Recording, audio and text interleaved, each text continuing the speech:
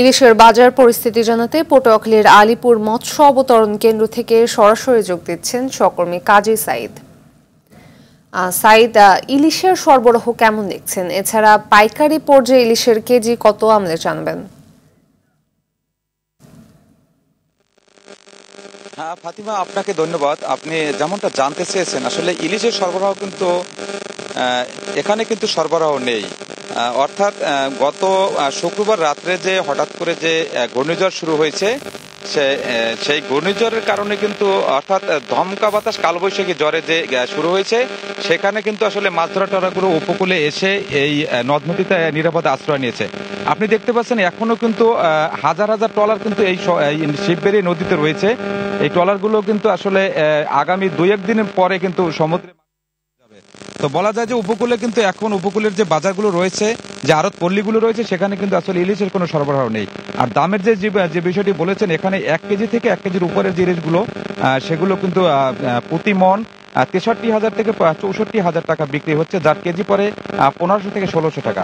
এরপরে 800 থেকে 900 টাকা দরের যে ওজনের যে ইলিশগুলো রয়েছে গ্রামে টাকা বিক্রি হচ্ছে, যাতে তার দাম পরে কেজি হিসাবে কিন্তু 750 টাকা।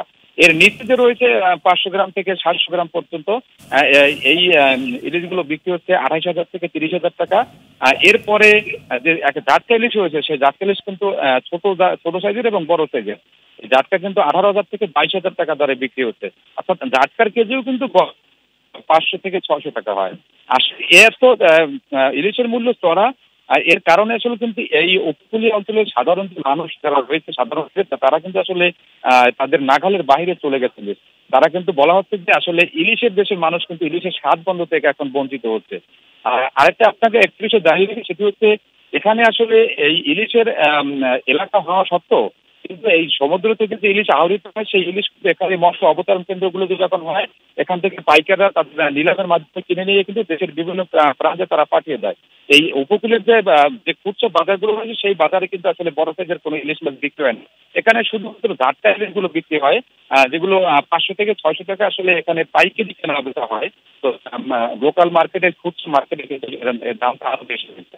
বলা যায় আসলে ইলিশের চড়া দাম রয়েছে।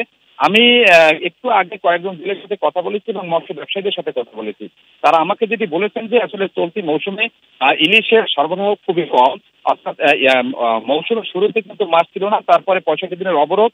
এরপরে যে জেলেরা যখন সমুদ্রে যায়, তখন কিন্তু নানা প্রতিকূলতার মধ্যে পড়ে। কখনো লঘুচাপ থাকে সমুদ্রে, কখনো নিম্নচাপ থাকে, আবার কখনো মৌসুমী প্রভাবে কিন্তু সমুদ্র উত্তাল থাকে। যার কারণে কিন্তু আসলে ট্রলার বেশিরভাগ সময় কিন্তু মাছ ধরা ট্রলারগুলো নিরাপদে আশ্রয় থাকে। আপনাকে যে শুরুতে যদি বলছিলাম যে গত শুক্রবার রাতের যে দমকা যে হঠাৎ যে দমকা ঝড় শুরু হয়, সেখান থেকে কিন্তু যে ট্রলারগুলো সমুদ্র থেকে ফিরে আসে। এখন পর্যন্ত কিন্তু কোনো ট্রলার সমুদ্রে যায়নি। আমি ধন্যবাদ। এই ছিল আমার কাছে কুয়াকাটা থেকে সব। ধন্যবাদ।